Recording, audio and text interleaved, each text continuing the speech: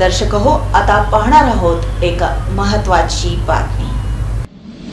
सोलापूर शहर जिल्हा परिसरातील काही तथाकथित गोरक्षक संघटनांनी गोरक्षेच्या नावाखाली अनधिकृत पद्धतीने दमदाटी करून वाहन अडवून प्राणघातक हल्ले करून मुस्लिम कुरेशी खाटीक समाजाला लुटण्याचं काम करत आहेत। त्यामुळे कुरेशी समाज, व्यापारी आणि शेतकऱ्यांचं आर्थिक नुकसान होत आहे। राजकीय नेते यांनी हाताशी धरून हे काम चालू आहे, त्यामुळे सामाजिक शांतता बिघडत आहे। या प्रकरणाच्या विरोधामध्ये वंचित बहुजन आघाडीच्या वतीनं पोलीस आयुक्त आणि सोलापूरचे जिल्हाधिकारी यांना निवेदन देण्यात आलं।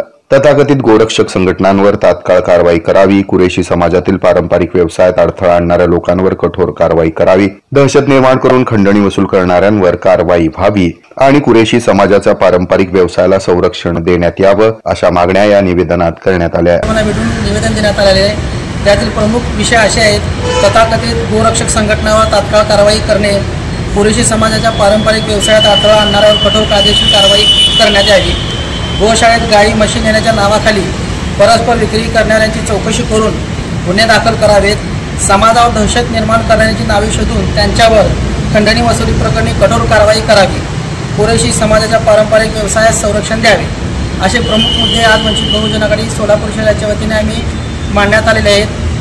या प्रसंगी वंचित बहुजन आघाडी सोलापूर शहरचे अध्यक्ष प्रशांत गोणेवार, विनोद इंगळे, विक्रांत गायकवाड, अनिरुद्ध वाघमारे, रोहित लालसरे, रवी थोरात, विजयानंद उघडे, शरीफ शेख, गौतम बनसोडे, विशाल पाटसकर, भारती पाटसकर, शहीद शेख आदी कार्यकर्ते मोठ्या संख्येने उपस्थित होते।